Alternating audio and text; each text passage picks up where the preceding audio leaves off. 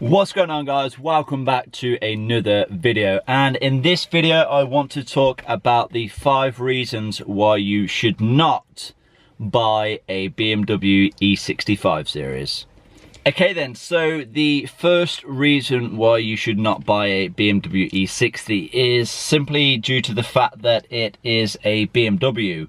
So if you're not very good with your hands, you haven't really had much experience working on cars, or you don't intend to learn the art of working on cars, then you may be stuck with the situation where you have to take your car to the BMW dealership, and you really are going to get stung with the labour costs. You can expect to pay anywhere from £100 to £200 per hour.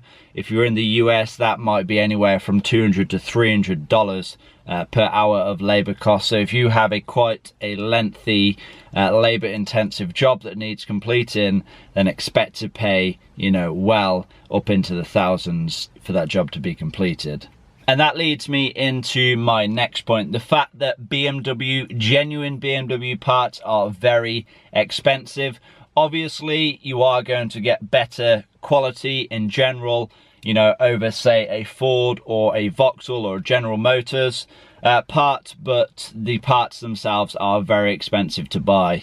So for a quick example, I just replaced both of my front track rods and track rod ends, and for both of them, the total cost was around £100. Now, bearing in mind that was actually a good price. You can expect to pay anywhere from £100 to £200 to replace these parts. I'm just talking about the parts as well. That's not even labour. Just for the parts for the track rods and track rod ends, it was £100.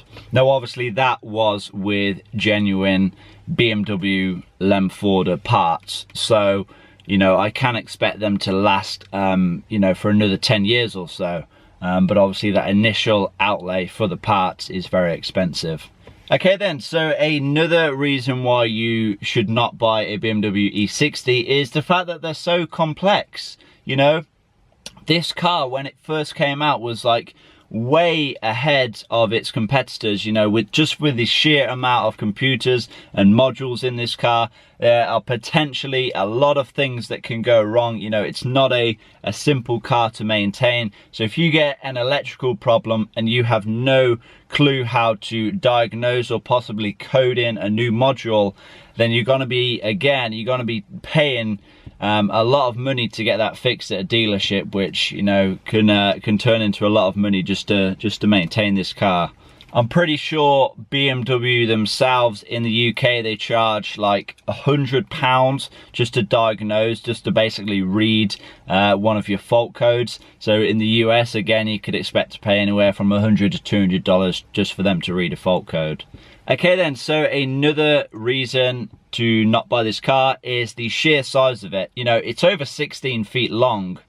So that means it's a pretty difficult task to park it into tight spaces. Yes, it does have parking sensors, which does help, of course. But if you live in a city centre and you regularly have to park into tight, small spaces, this car probably isn't going to be for you. Okay then, so the 5th and final reason not to buy a BMW E60 is going to be another maintenance cost. Tyres. So chances are, if you're planning to buy a BMW E60, it's either going to come with 17, 18 or 19 inch rims. And this means you're going to have to pay more for your tyres.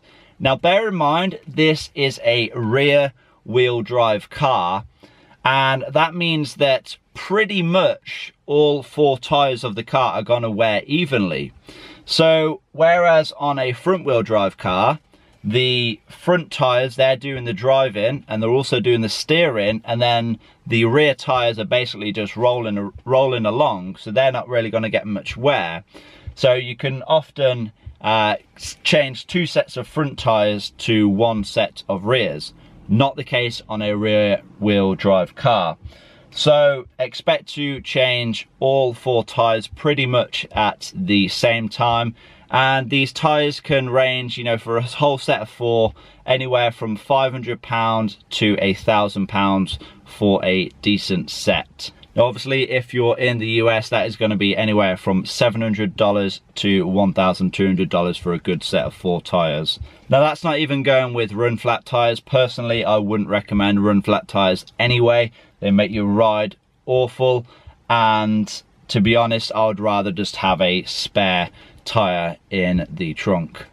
Okay then, so I hope this video has helped you guys out.